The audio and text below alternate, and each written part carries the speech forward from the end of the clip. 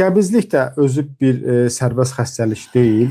Qəbizlik, məsələn, insan çox oturaq həyat tərzi keçirən insanlarda daha çox olur. Sonra ödündə problem olan insanlarda daha çox olur.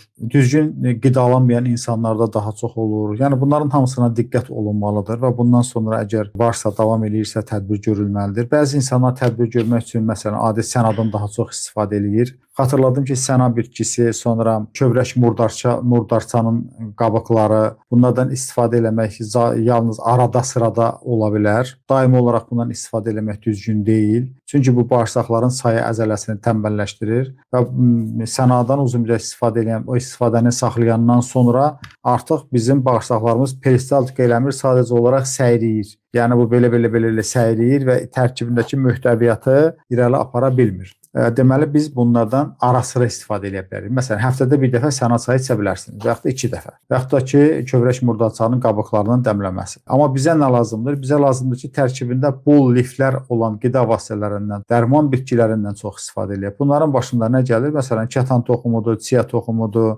Deməli, 600 qram kətan toxumu götürürsünüz, 200 qram chia toxumu götürürsünüz, 200 qram da Pakistan morinqası toz şəklində olur. Bunu götürün, hamısını bir-birinə qarışdırın. Qarışıqdan gündə 3 dəfə, yeməkdən yarım saat əvvəl 1 çay qaşığı ağza atıb, üstdən 1 stəkan su içirsiniz, qutarana qədər inşallah.